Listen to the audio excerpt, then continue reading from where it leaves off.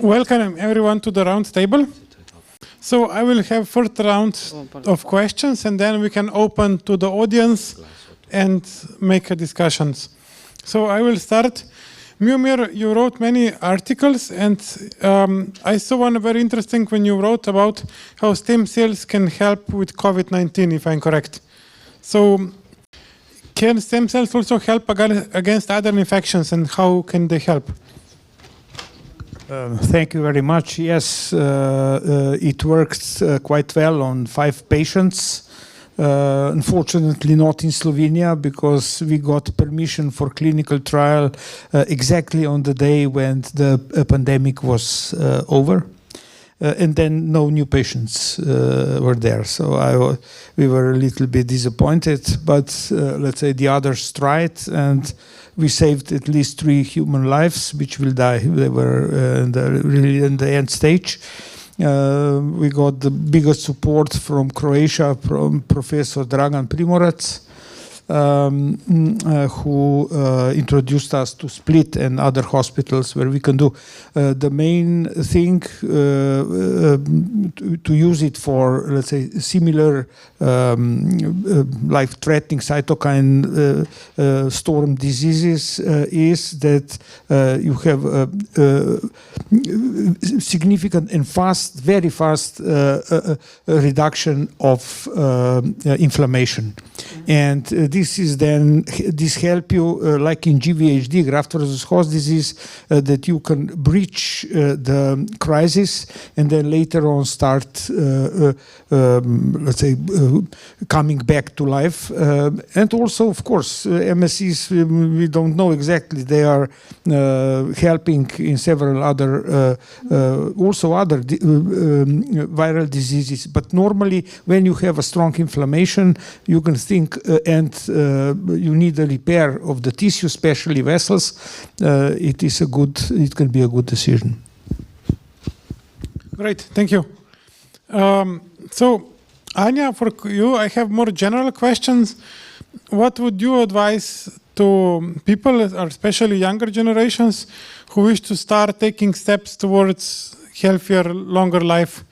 You personally do a lot of yoga, or what kind of things would you recommend in life? Thank you.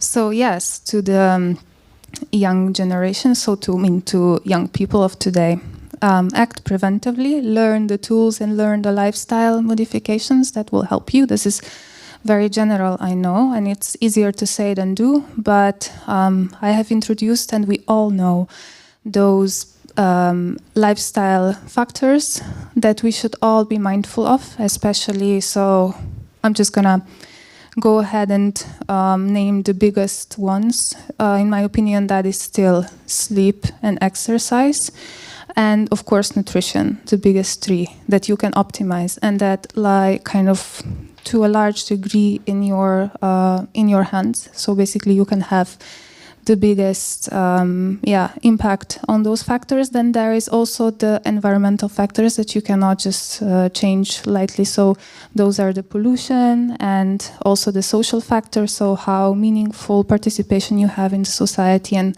what kind of like connections you have with people, relationship and so on. Then there is stress, so modification and basically how you regulate your stress levels. What do you do for that? Did I forget anything else? I suppose I should mention also, some general medical screenings, but this is pretty much general that I mentioned right now, but of course I could speak about each of these factors for a couple of hours. And here's the thing that, so each of these factors requires a lot of research, and there are experts working on every area that I mentioned right now. But, well, personally, if you ask me, I'm not perfect in managing my health span. Of course, nobody is, but at least I have the know what. But then there's a different thing, the know how. So a lot of people know, what is healthy and what they should be mindful of, but they don't really know. There is a big lack of knowledge in how to properly exercise, what to do to optimize your sleep in a certain age. So when you're of certain age or in a certain age span, there's a different way to regulate your sleep when you're young versus when you're old. Depending on what kind of lifestyle you have, then there is also a big how to regulate your nutrition and how to exercise properly. That's a huge one. So the younger generations today are much more informed about how to properly exercise than the old generations, I would say. So yeah, I mean, the tools are here, but it's really difficult to give you a very concrete answer right now because those factors need to be really modified individually. So this is really something that I would need to have you in front of me and we would need to talk about you. So, you know, like it's difficult now to give a recipe for the people. I would really love to do that if there was like a unified recipe, but that's why this field is so complicated. It can get really complicated. So I'm sorry I cannot like give you the simple recipe to go home with. But I'm really happy to always discuss, and I always welcome these discussions with people. Thank you. Thank you. My question to Melissa is, original question is, what recent political events give you optimism for quicker development of longevity field? But maybe maybe I can change this question just to say what recent events without word political. Thank you, and I'll start this microphone on this side. Well, let me think about this.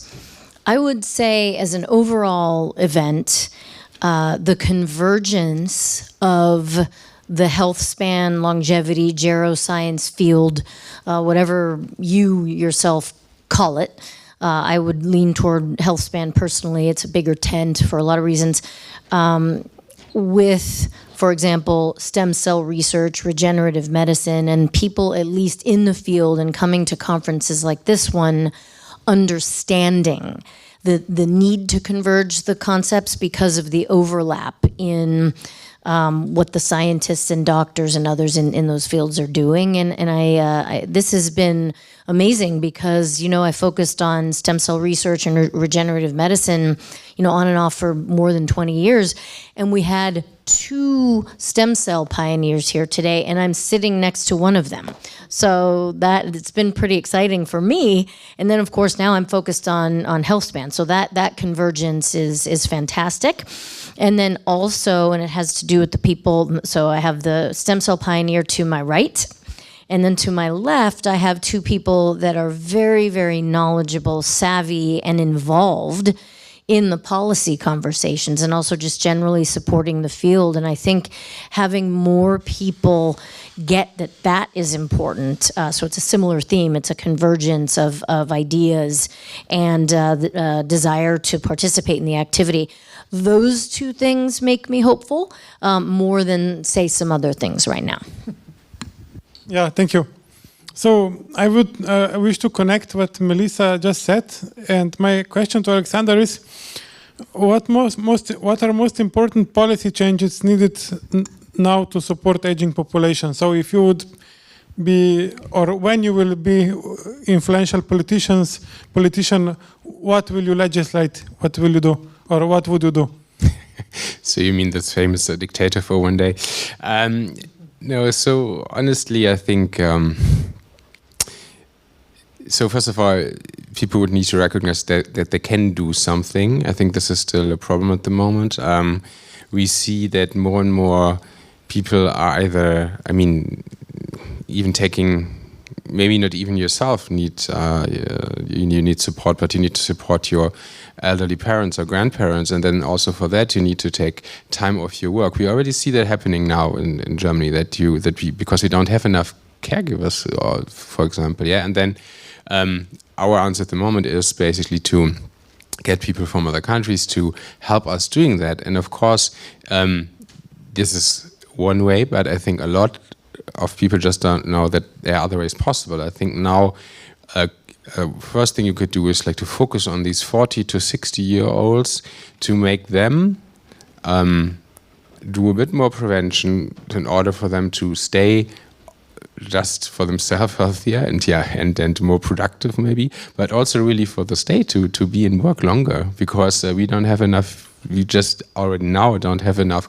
young people following or taking up open positions. So that would be one thing.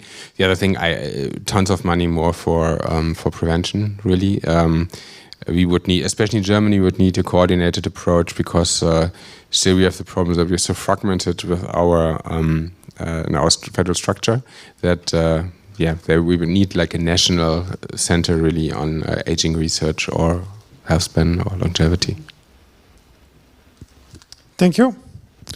And my question to Didier is, what are most effective ways that volunteers can contribute to longevity movement? So, in other words, what can we, especially we are now staying live on the conference, what can we do to help longevity? Yeah, we can do many things, but I would say for the older people, I explained what I was trying to promote, but also for younger people. So to actively say that they want to take part to clinical trials for longevity, but also actively promote sharing of health data. Give me a lot of money. No, seriously. For the richest among us, contribute financially to organizations like the Longevity Escape Velocity Foundation, not to HEALS, Longevity Escape Velocity Foundations, to make trials on mice. And there is this classical thing in democratic countries, right to your political representative, because one email from for longevity it's going in the delete box, 2 maybe, but not 3 or 4. That's the main aspects, I think. And of course, if you are interested to make more, and I would say if you are interested in studying longevity, choose what is for you the most interesting important aspect, and then concentrate and then take time and energy for this. And after a few years, you will be a specialist of the question. Great. All right. So now I wish to open the roundtable to the audience on Zoom and live. So please, if you have questions, tell us, write in Zoom chat, or maybe you can even say live in Zoom, and also from the audience. So anyone has a starting question? So I see you're still thinking, so I will then add another question. So I would say, what are you can just, whoever wants to answer this question, what would you do, or what would you suggest that we should do to prevent two-tier longevity system, so that the poor people get very non-effective basic treatments and rich people get very good, successful, effective longevity treatments? So how can we make longevity accessible to everyone? Well, my answer is very short, no patents. Okay. And for the rest, I leave it to the others. Well, I think we, especially when we see now that on media we feature then, for example, the billionaires, is exactly the right question at the right time. And I would say, for Europe, I would say it's easy to focus a lot more of our public money on spending on research against aging. Because we spend a lot of money on research, and we can direct that especially to that. And I think this is something what we can do now. Thank you. I would say 2 things that I covered earlier, so sorry to repeat myself, but get health span declared a human right. because then you can always hold that up and say, even if you are a rich, mean person and you don't want to give it to other people, if it's a human right, to an extent you have to, right? You still kind of don't, because there's so many people that violate people's human rights all the time, obviously. But if it's declared a human right, there's always an argument to make on its behalf with a lot of information and support to back it up. And then also to remember, because of the fact that there are people that even if something is a human right aren't going to necessarily seek to address that, because for the same reason that we don't want patents, so many people are, maybe they're not even greedy, but some are greedy, some just want to make more money because that's what society tells us to do, and it's what society honors, and it's what makes life easier in some ways to have more money, right? So talk about it from the economic dividend point of view, and make sure that at least when you're talking about government policy, people understand that fewer people being gravely ill or needing a lot of care as they age because they're aging will mean there's more money for other things at the government level, at the family level, at the company level, in all sorts of quarters. So I think that on European level would be good to have funds which are supporting clinical trials, and the money which should come into these funds should come from the generic drugs which are sold for several years and just not reinvesting profits. So that it should be, let's say, a certain percentage of this type of drugs which are then coming into these new innovative funds, which is then cycling back to the clinical trial. So, and maybe on my part, I would point out one thing: preventive care, preventive education. We could save, like already suggested, a lot of money if, like, we prevent future onset of certain diseases and certain events that otherwise wouldn't if the population was educated enough and skilled enough to be self-sustainable. And I mean, teaching the people and having sort of preventive healthcare treatments or therapies or educational events that, like, annually, like, you go to the dentist at least once a year for a checkup, and I would include here maybe annual psychotherapy evaluations for people. I would include educative seminars or workshops for the elderly, how to work out. I would cover preventively all of these most important factors that help with health span, so that we can really have the tools and people can do a lot on themselves, and so have the feeling of dignity and also that they are in control of their life and of their health. So that's what I would emphasize from my side. Yeah. Thank you. Yeah. Not about the future, but about the past. There is this idea that differences between rich and poor are growing and not going down. I could speak a lot about this for general aspects, but for life expectancy, this is totally untrue. 1 century ago, the life expectancy, or even 80 to 90 years ago, the life expectancy in India, that was less than 30 years, and life expectancy in the richest country in the world, that was around 65 years. Today, there is no country in the world, except maybe some countries at war, but almost no country or no country in the world where the life expectancy is lower than 50 years. And in the most countries, in almost all countries of the world, except sub-Saharan countries, the life expectancy is no more than 60 years. And in the best countries, let's say in the world, it's like 80, 82, 83, 84. So the differences between rich and poor are not going up, they are decreasing. There are some specific things to be said concerning differences between rich and poor in countries, but it's more difficult. But between countries, differences are going down and not up. Thank you. So the questions from the audience, yes? Yeah, I have a question about what's your opinion on hyperbaric chamber and red light therapy? Let me just explain a bit. I'm pretty sure that you are quite familiar with Brian Johnson, a famous YouTuber and biohacker and stuff like that. And I know that's quite hard to measure scientifically, but apparently by some biomarkers, he's aging 2 times slower compared to normal average person.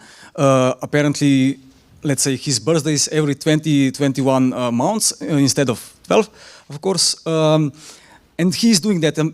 I was watching his recent video about hyperbaric chamber. Let me just explain what this is. This is a chamber. So this is like a sealed chamber, and inside it, it's like two atmospheres, so 2 bars. And when you are inside the chamber, you are breathing 100% oxygen. So because you are under pressure, just physically, this oxygen can dissolve into your tissues more effectively. And when he was doing that, he decreased his biomarker for Alzheimer's disease by 26%, and he also elongated his telomeres, which is getting shorter with age, by I think 58%, something like that. And also there was quite a bit of other biomarkers that improved quite a bit.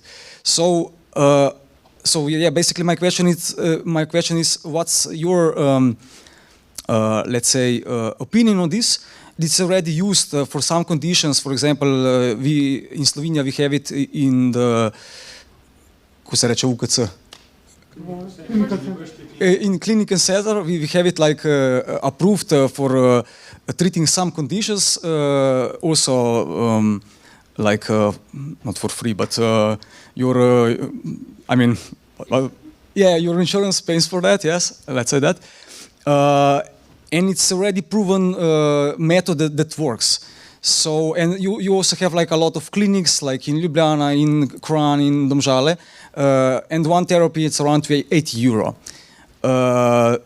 So, and you can also buy it for home, but it's quite expensive, €10,000 to €100,000. But when you think about further, you can also make it at home. That's just sealed chamber. I can make it for €1,200 for sure. I'm a mechanical engineer, so my question basically is: should I make it? Would that increase my longevity, or at least is there a quite high chance to this thing will have beneficial effect on my longevity? That's it. Thank you. So I'm just, I'm not a doctor, and so of course I'm not advising on anything like this, but as I used one of I had to use one of that for a different, for disease actually, I would say, why not try it? And especially what Brian Johnson does, I think it's great that he published the results, but it's still like n equals 1, right? So it's just one person, so it's not clear that it will be the same for you. Also, then maybe start with sauna first, because that's maybe easier. And not you don't need a doctor to stand next to you, because I would say, I think in general what you ask is, or brings us to the problem of now we have. First, there was no one interested in longevity. Now there are more and more people interested in longevity, which is great. But you also see a lot of clinics or doctors which call themselves longevity doctors, and it's not really clear what that is then. There's no, let's say there's no certification yet, there's no standard. So it's very different, for example, if you use a I don't know the English word is again, hyperbaric chamber in a hospital, then if you go to the, let's say, standard operator somewhere, a different bar, different pressure. So yeah, then you found maybe a good provider, but I know a lot of, let's say, institutes which offer it as a totally different, yeah. So, and there, in general, I would just say, I wish that maybe in the near future we will find like some standards on how to define who really does the, let's say, preventive longevity work in the clinic, or just likes the label to, get more money. I'm going to defer to scientists. I'm also not a medical doctor, but I was a diver, so You know about pressure. I know also about toxicity of oxygen. It can become dangerous. More than 2 bars pure oxygen. This is the border when you have to be cautious. But there are otherwise at least 2 types of hyperbaric chambers which are offering.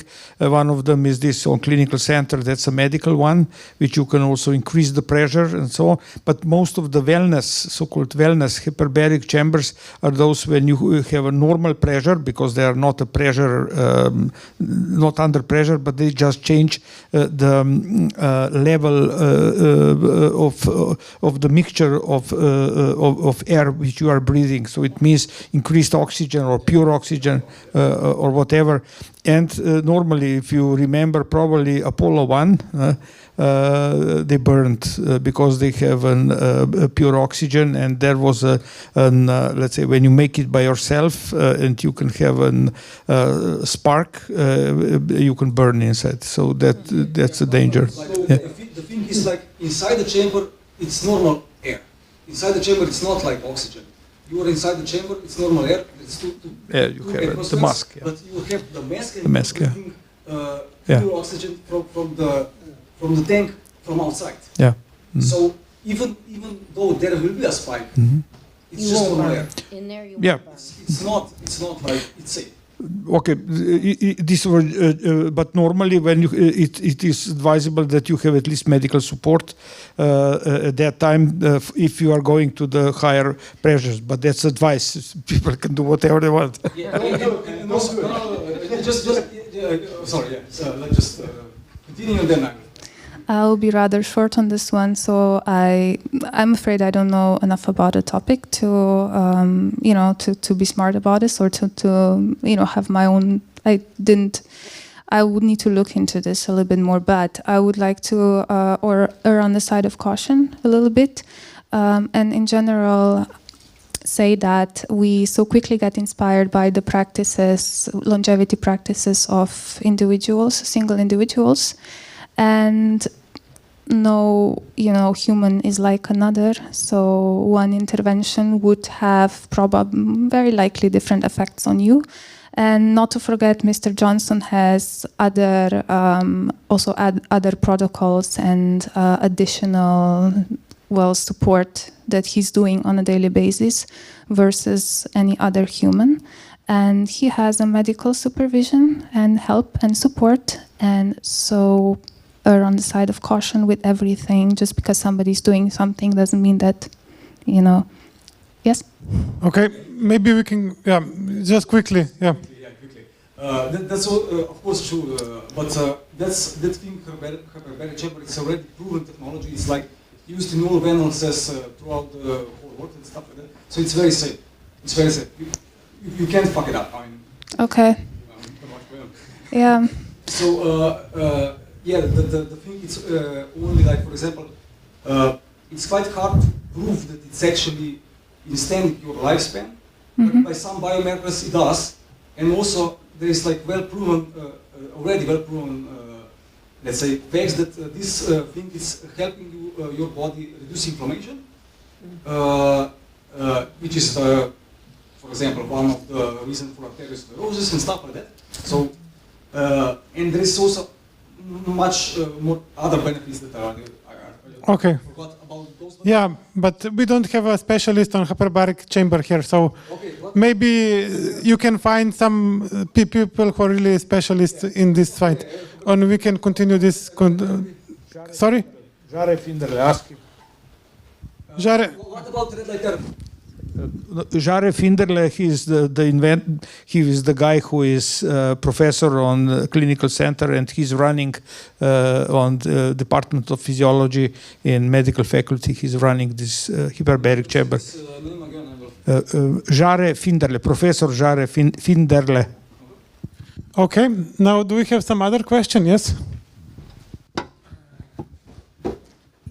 I would like to take the liberty of briefly responding to this. So I think it's great that people want to try stuff that they believe will improve their health.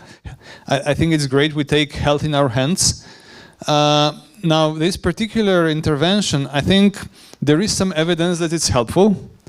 It's not very solid, I think, but you know, if you're interested, give it a try. I think it's unlikely to do something really bad to you. And if it doesn't work for you, I mean, definitely measure if it works for you. You know, and if it doesn't work for you, I think if you can make it for 1,200, I think you can resell it at a profit to another guy who will be interested in trying it out. Yeah, not 1,200, 200. 200, okay, even better. You can make it, But I do have a question for the panel, though. cistern, old reservoir for your green oil. Yeah, heating oil. Yeah, okay. Talk to an expert on hyperbaric pressure. You can make it very cheaply if you want. So I'm interested if you guys, what do you guys think is a therapy, an intervention for longevity that is not yet available or not yet proven, but that is likely to come out, say, in 5 years? What's the most promising thing on the horizon, in your opinion? Who wants to fight? 5 years. I mean, you can pick a different time. Or maybe, can I just add this question? So this question, Mitya, is very scientifically oriented. So what new therapy will be in 5 years? I will just wish to add, and this will be also my final question, not just what new scientific therapy, but also what some social movement in the benefit of longevity, so that both 2 scientists and 2-3 more activists all can answer what do you see in the next years, some advances. I can just comment in the way that in 5 years there will be no breakthrough technology unless the miracle will happen, but there will be a lot of improvements in the current therapies or interventions which will come, and I normally don't believe that just one approach will be fine. Also, let's say, okay, I'm working on stem cells, so it means I can make an advertising for it, but that's not true. You need a lot of other things too. You cannot just inject cells inside and wait, or eat a tablet of metformin or similar things and expect that you will, let's say, live healthy lifespan when you are 150. So these are the things. There will be a lot of definitively diet, everything what will affect your cells. At the end, your cells will be those who will your body will consist of, and if they are not let's say healthy, then also all the rest will be bad. And normally the organism must be in a balance. And even if one organ is bad, let's say you will feel it in all others too. If your lungs are not working, you need an oxygen. Definitively, some of people did it on daily basis. But if you have a bad lifestyle, you're drinking, enormously, you are taking drugs or tablets or I don't know what else, there is no cure for you in this way. To start with Mitya's question, I think what would be great to have, and it isn't actually an intervention, but it's on the scanning side, I suppose. It would be great if we had something. It's very theoretical, but I just was thinking about it given some of Anya's comments. If we had some sort of device that made scanning simpler, so that even though every body is different, so it's difficult to have interventions, especially for overall health span or longevity, we could come closer if, it didn't cost like thousands or hundreds of dollars to get a DEXA scan, and you need an MRI, and then you might need a CT scan, and you need to look at your blood, and you need to look at this and that, and we're not all Brian Johnson, right? So I think that would be great. I don't know what it looks like yet. Does it look, I mean, is it a smaller version of an MRI machine that I can put myself into? I don't know. And it also takes blood at the same time. Like, maybe it would be scary to go in there. Maybe it would be fun. I don't know. And then thinking about the way Didier spoke about, and I don't want to put words in your mouth, but that life expectancy or longevity is converging. What I would like to see at the societal level or on the policy side is the convergence between the two sides, the two very generalized sides of the debate on any of this, which are, I want all of this. If it's good for my longevity, or if someone even thinks it is, I want all of it. I want to consume it all. I want it now, whatever it is. And, oh, whoa, that is so dangerous and bad. And there are snake oil salespeople, which I agree with. There are stem cells. We've seen that in droves, right, in the stem cell field. You have to be careful of it. But if those two converge and societal knowledge moves along with it, I think overall as a society we'd be better off addressing the issues around health span and longevity. Thank you. So I'm probably going to sneak out of that question a little bit, because I think it's really, I would probably name a few things which are actually available, but which maybe are not so, you know, which we don't use that way. So I'm 100% sure we will see the off-label use of drugs we use now already. So I'm pretty sure that will be a more common thing. I think we will have very ultra-fast MRIs to really make it more like a thing also for prevention. Now it's more like for diagnosis normally, but then to see that. Also more like into liquid biopsies. I think that will be a big thing. I think we will target cancer much better than we can do it now. We can also probably use the technology we use for the vaccination. It's Corona to have a lot of advancements there. So this is this is what I expect.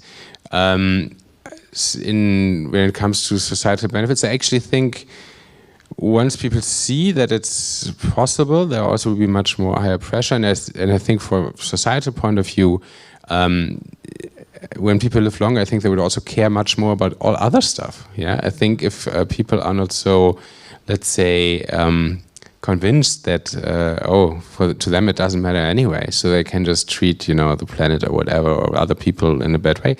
So I think that would actually help with a lot of other things if we live longer and healthier. Yeah. Yeah, so good question. Adding to what was said before, I would say in 5 years or less, probably the only category of drug who is going to be used for longevity is GLP-1 and those similar products. And it's going to be used for longevity in the situation of the US and Europe, a bit less for Europe and a bit less for Slovenia, I have the impression, but of obesity, not walking enough and so on. But you walk in the mountains all the time. Okay, so that's one point. I would say 5 to 10 years, I hope, but that's not sure at all, but for gene therapies, there are quite a few clinical trials going on with many gene therapies, not much or almost nothing for really for longevity, but okay, so there I have a hope. Of course, AI is going so fast, and you know that better than I, going so fast that there are many hopes there, but to be honest, with everything that I see with in silico medicine and other organizations, they are saying that everything is going faster, but they are saying that already since 2 or 3 years. So I begin to have some doubts and capacity of, I would say, the global Western world to create bureaucracy, even with AI, is absolutely fascinating and depressing.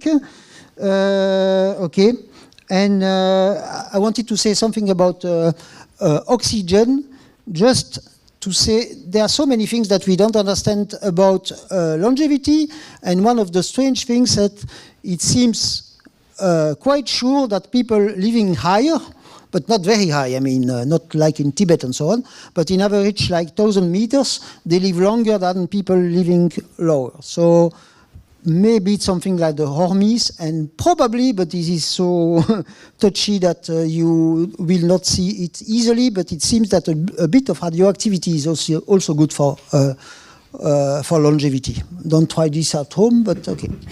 I'm moving to Colorado. Anja, will you? No, yeah, just maybe adding on to that, sometime in these days I read a prediction that in the next 15-ish years we will have the first compound clinically officially recognized as for prolonging lifespan, so as an anti-aging agent, which we don't have so far. We mostly just have like a lot of data from the animal models, but that was not my prediction, by the way, for the record. But so yeah, I just wanted to say that I think the future is really in the direction of clinical trials, more larger scale and more automatized clinical trials, as we are coming closer to a better standardization of the longevity clinical trials and the methods. And of course, it's really important. Some success stories we have had until now already, but I think this is going to be one of the more major breakthroughs: the preventive screening. So the onset of early aging biomarkers. So I hope that we can really standardize the biomarkers so that we can then start, more automatized screenings in people way before the onset of any diseases so. Thank you. And we have one question from Zoom, so it can be also. Yeah. So my question is about the distinction between anti-aging or increasing well-being. As a scientist, it's pretty clear when you do a research, what is the goal. But on a societal level, what do you think about distinction between anti-aging therapies and therapies that just increase well-being? Is there any distinction?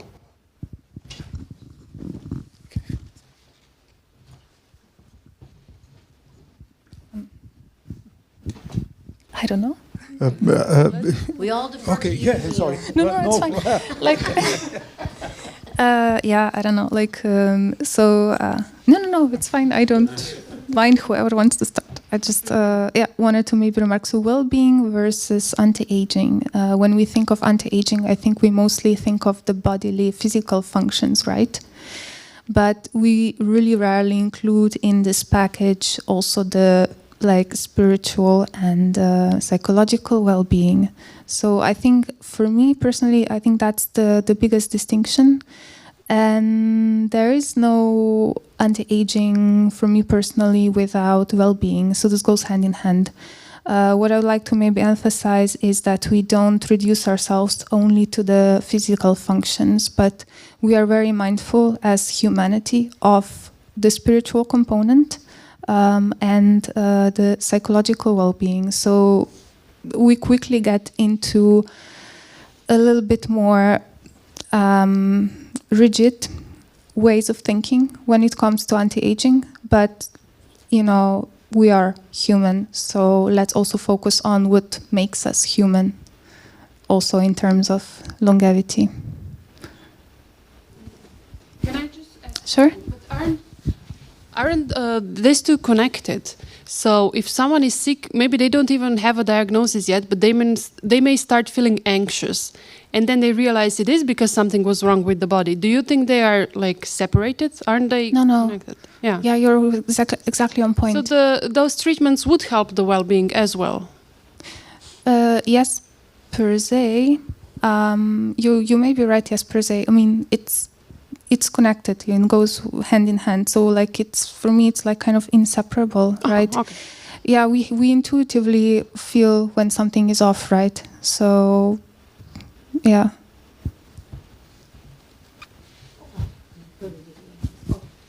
I'd maybe like to answer Mitya's question from before. So what happens in 5 years?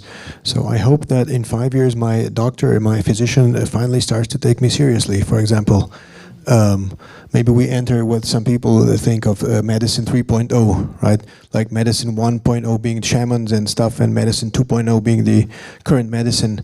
So for example, I have elevated levels of LDL cholesterol, and so I dive deeper in the literature, and I found that there is a better test, which is ApoB, which you're probably all familiar with. And I took that test, and I came back to my doctor. I was very happy because my ApoB levels are normal, and she didn't want to talk about it. So she said, it's not standard procedure, we don't do that, bye-bye. So, yeah. So I hope this changes in the future, because I think that's kind of sad. Change GP. Yeah, change your doctor for now. Didier was going to answer your question. No? So, yeah, answer any question of you, Patrick. So you cannot have well-being without having good health, and you cannot have good health whatever you are doing after 80 or 90 years. It's impossible, I would say. But you can have good health and not well-being. That can happen. So good health is not enough, but good health is absolutely necessary for well-being. So you don't think that there is a problem when you, let's say, market some product or whatever, and you call it anti-aging, but it doesn't do anything anti-aging actually? But it has yes, of course there is a problem, but it was... yeah, it's a scam, I mean, but it's not... What do you call anti-aging? Okay, so you were more speaking in this way. Yes, I mean, yes, there is... but that's not only that. There is a lot of snake oil concerning anti-aging, yes. But that's another question for me. Oh, thank you. I mean, I think... Oh, no, please, Mio, go ahead. No. Oh, no, you were going to Okay. go. I just wanted to add that aspirin is an anti-aging agent, definitively. It reduces inflammation. But if you eat it too much, you don't. It's not like well-being. You have, let's say, irritated stomach and make other problems. So a lot of times this anti-aging for something are making problems somewhere else. So it is, I think anti-aging as it is not very good. It is a misused word for all these therapies. There should be something else said which is more correct and not increasing hype. Peter, with your most recent follow-on, what came to mind for me is it becomes circular. And where I thought you were going at first was if you sell someone something and it's a scam, but they think it is improving their longevity, thereby improving their mental health and their personal sense of well-being, then that can have potential follow-on effects to actually improve their health. This is something that we believe, and we also believe that as people age, for example, things like being in community with other people is important. So there are a lot of things that are not related to even the chemistry of the body, let alone chemicals that we put into the body. And maybe there are mental aspects of the chemistry of the body and vice versa too. But so this really goes back for me to mind-body dualism, and which is Descartes, right? And if you hear the answers that everybody here has given thus far, we don't know. And the reason that we don't know is because as many words have been written and sung and acted and, you know, put into music about what it is to be human, we still don't know. And as much as we know so much more about the brain, all the neuroscience majors now, that when I was in college, they were called psycho-bio majors because you were combining psychology and biology. Now there's a neuroscience major, and there has been for, you know, a couple decades, lots of people studying the brain, and we do know more. And we can do more for it and for the diseases of it, but we still have no idea how it really, really works, especially when we talk about things like this. Why can a drug that does nothing for me and was a scam potentially make me feel better than they're, potentially making me actually somehow physically healthier? I don't know, and I don't think any of us on this panel knows, and I don't know who knows. Anybody else? Placebo. No? So I have one quick and very basic question about animal protein intake. For example, I was looking at the studies and they are mixed. For example, I was reading about mTOR activation. For example, when certain amino acids from animal protein are activated in this mTOR pathway, and this pathway is, according to David Sinclair, reducing the longevity. But there are some studies that are proving that it's not true. So what's about this? Is animal protein good for longevity, doesn't matter, or they are bad for longevity? okay, just quickly, and then we slowly end the roundtable. Question, but very... Just very quickly, because I was talking about protein restriction earlier on fruit flies. So there's a lot of branched chain amino acids, such as methionine from the animal proteins, which are metabolized differently, and they promote anabolic pathways. So that's why they are considered to be not so very healthy, right? So as opposed to plant proteins, which don't contain so many of these branched chain amino acids. So like I showed, for example, one paper that was proving that was methionine, I think in the study that was proven to be beneficial to reduce it in fruit flies. So as an example, that's the main reason why proteins from plant sources are favored or more, so they're just more recommended. But do we have some sorts of meat that doesn't contain these amino acids that are like... Okay, but this will be the subject of future research. Okay, so I wish to really thank, do you want to say something? Okay. I really wish to thank our fabulous speakers. We had a fantastic year conference in 2025. So I wish to thank everyone here sitting here. And I also wish to thank the team still present with us here. So thank you everyone on the Zoom for listening, and I welcome everyone for the next year conference in 2026. Thank you.